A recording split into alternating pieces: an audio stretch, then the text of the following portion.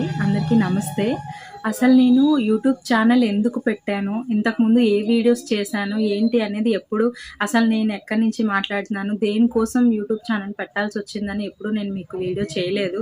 చేయకపోవడానికి కారణం ఏంటంటే, నేను ఛానల్ అయితే ఓపెన్ చేశాను గానీ, నా దగ్గర ప్రాపర్ ఫోన్ లేదు. సో, వీడియోస్ క్వాలిటీ అనేది ఏమీ రావట్లేదు అని చెప్పి నేనైతే వీడియోస్ ఇంతవరకు డీటెయిల్‌గా అసలు దేనికి స్టార్ట్ చేశాను ఛానల్ అనైతే చెప్పలేదు. సో, ఫస్ట్ అయితే మీరు వీడియో చివరి వరకు వినండి. ప్లీజ్ నాకు కొంచెం సపోర్ట్ చేయండి.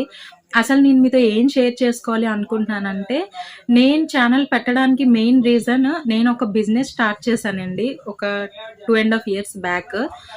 సో, నేను ఆ బిజినెస్ స్టార్ట్ చేశానే కానీ, ఏమి ఆలోచించకుండా ఇంట్లో అడిగేసి ఏదో అలా స్టార్ట్ చేసాము. చేతిలో అమౌంట్ కూడా లేకుండా స్టార్ట్ చేసాము. అది కూడా చూస్తున్నారు కదా, 1 గ్రామ్ అండ్ లేడీస్ కార్నర్ అనమాట.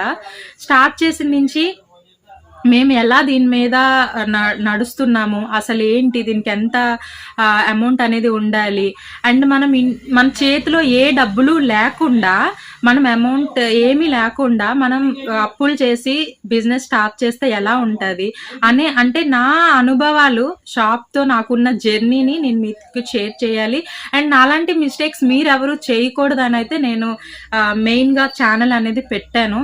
నాకు ప్లీజ్ మీ సపోర్ట్ అందించండి. నన్ను కొంచెం కన్సిడర్ చేసి నన్ను సబ్స్క్రైబ్ చేయండి.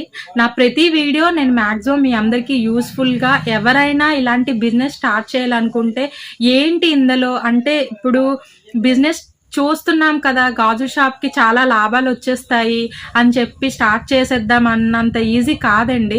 మన దగ్గర డబ్బులుండి కూడా మనం స్టార్ట్ చేసినా, మన ఇంట్లో ఎవరు జాబ్ హోల్డర్ లేకుండా ఓన్లీ మనం గాజుల షాప్ మీదే ఇంటిని మొత్తాన్ని రన్ చేయాలి అనుకున్న వాళ్ళైతే ఖచ్చితంగా బిజినెస్ అనేది పెట్టకూడదు.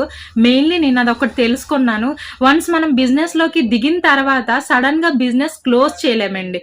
ఎందుకంటే 1-2 లక్షలతో పెట్టుకున్న చిన్న బిజినెస్‌నే మనం ఒక్కసారిగా ఆపలేము. అలాంటిది మనం కొన్ని లక్షల్లో దగ్గర ఒక 15 లక్షల నుంచి 20 లక్షల మధ్యలో పెట్టుకున్న బిజినెస్‌ని మనకి బిజినెస్ అవ్వట్లేదు కదా అని అయితే మనం స్టాప్ చేయలేము. సో, ఈ విధంగా నేను తీసుకున్న నిర్ణయం నాకు ఎంత చేదు అనుభవాన్ని ఇచ్చింది.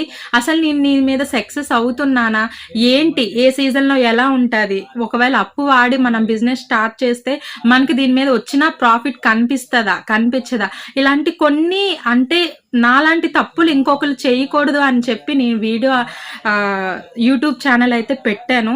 ప్లీజ్ నన్ను కొంచెం సబ్స్క్రైబ్ చేసి నా వీడియోస్ని కొంచెం వినండి, చూడండి, లైక్ చేయండి. అండ్ మీకేమైనా